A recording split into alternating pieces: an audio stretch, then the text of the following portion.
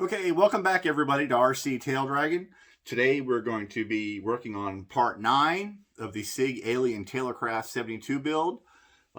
There's not a lot left to build, no major components left, so basically we're just going to be piddling around with a lot of little odds and ends that still need to get done. So yeah, stay tuned and we'll get right into it.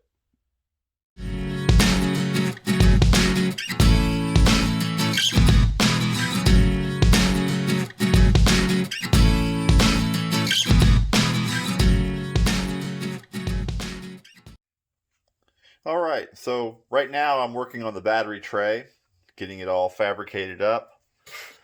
I got the bottom piece here, got a couple side pieces to go on like that. Now I made it big enough to support a 5S battery, but I'm probably going to try to use the 4S 5000, I think it is. But we'll make the tray big enough for the 5S. So I cut a bit of an angle here, about 3 degrees, so this isn't square. So this will fit up against the built-in right thrust that the firewall has. And that'll epoxy into place right there.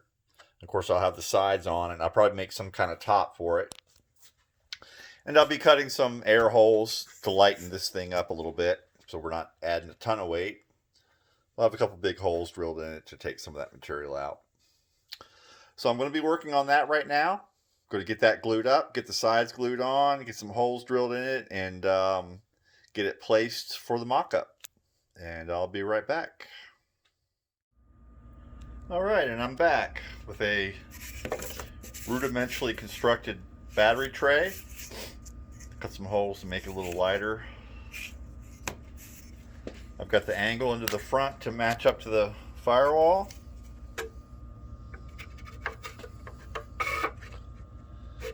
And it'll go in there somewhere like that. Hopefully, after I get the CG done, I'll be able to cut that back, make it a little shorter. That's pretty much it. Not going to glue it in just yet. I'll tape it in or something when we do the CG check. Just don't want to glue it in permanently until we know what we got going on. So yeah, that's the battery tray mostly constructed. I'll cut it down a bit if I need to, make it a little smaller. I've already checked it. There's plenty of room to bring the battery up in through here. I'll probably put a couple of pieces across the top just to kind of box it in a little bit in case I do a loop or a roll. These top pieces will hold the battery down. So that's it. So I'm going to see what I can get into next. I'll be right back.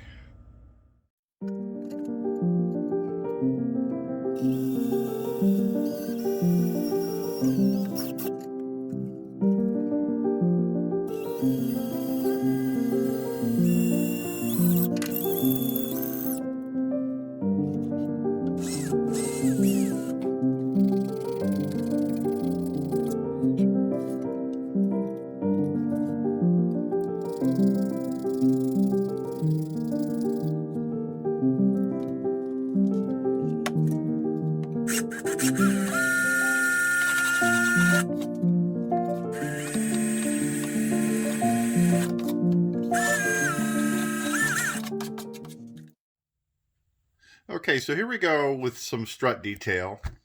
That's what I'm going to be working on next, the strut mounting points on the wings.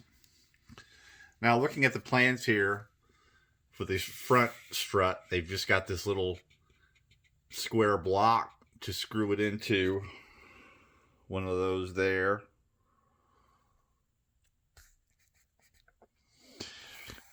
Just doesn't look beefy enough for me. I'm going to be kind of re-engineering it a little bit here to make these struts fully functional. We want them to provide strength to the wing and not just a detail look. Yep, our struts will be functional. So for the front strut mounting point, they've got this little block here. that you use one of these little wood screws here. I'm not sure. I don't see anything else in the bag here other than these itty bitty little screws. I'm just not sure how installing, taking apart, reinstalling, taking apart again over and over is going to, I don't know how that piece of wood is going to survive those teeth. I could put a little thin CA in the hole there to give it something to grip to, but yeah, I don't know about that. The rear strut attachment point, the same thing, except for here, they've got this little extra brace here. I'm really not sure why they have one here and not one here. But we're going to be redesigning that. I think I'm going to basically have a block, a hardwood block, go from here to here, and then possibly have a little thin ply doubler, if you will, saddle to hold these ends to the ribs a little better. So yeah, that's what I'm going to be doing. I'm going to be building up these struts to be more functional. And so when I've got something to show you, I'll be right back. Okay, I went through my scrap box and found some donor pieces for this little modification we're going to do. Okay, so again, they have you screwing into this little square piece here, and there's a brace here. Not sure why there was a brace there and not on the front. But basically, we'll be taking a piece of this basswood and making a cross piece there. The strut will screw up into this piece, and then I got a couple pieces of ply here that I'm going to figure out which one I'll use, and I'll make a bit of a saddle to double up that wing rib. It'll be cut out along the bottom to fit down on there, and then that will be much beefier, much stronger than this original idea. So yeah, again, we're making these struts fully functional because I've decided to leave the tape off down here.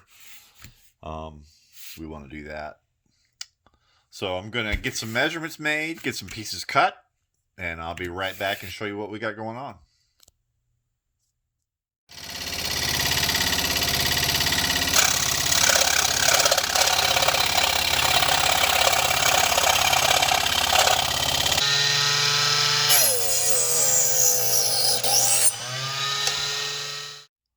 Okay, so now we got our little pieces cut. There's our cross brace. This is the part that the strut will actually screw into. And then I have these little doublers / saddles, whatever you want to call them. These will go up against the rib. Something like that.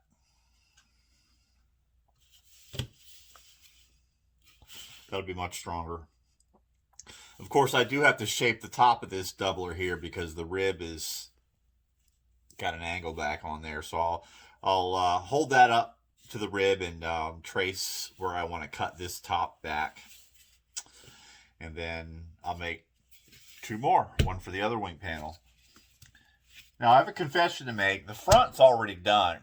I put them on before the sheeting, but I didn't think I was going to need any video for it, but then I decided, you know what? This is a modification. I need to show the other builders what I'm doing.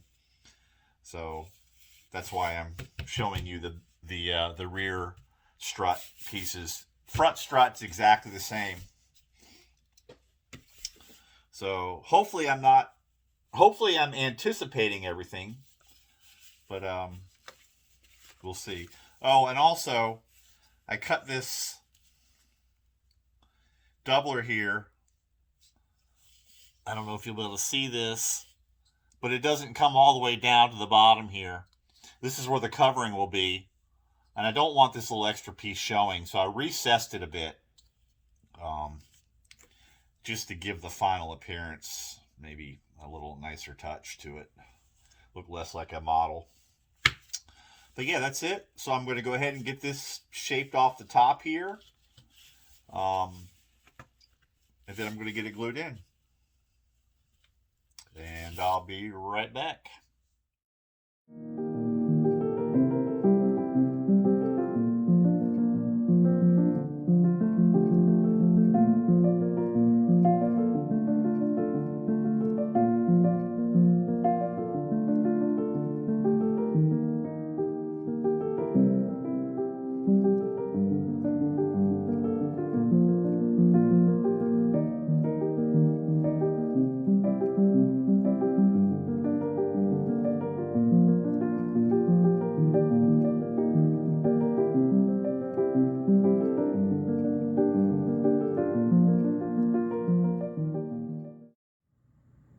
Okay, little quick update on my balsa collection here.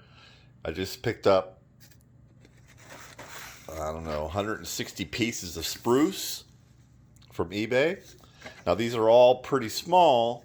Some of them are big, a lot of them are small, but I figured, you know, this could come in very handy. I can always laminate smaller pieces together to make bigger pieces if I need to.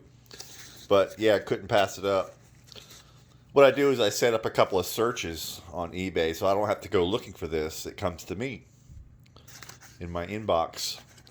So yeah, this was a score. I picked all this up for like $40 US, which is a little under 30 pounds sterling.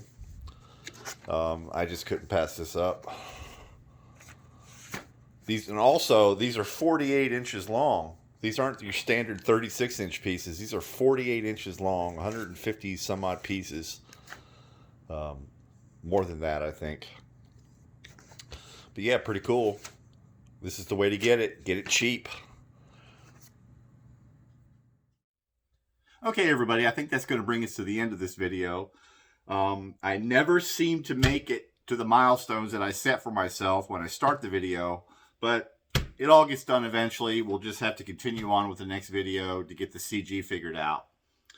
So yeah, thanks for tuning in. Don't forget to smash the subscribe button, hit the bell for notifications for more videos.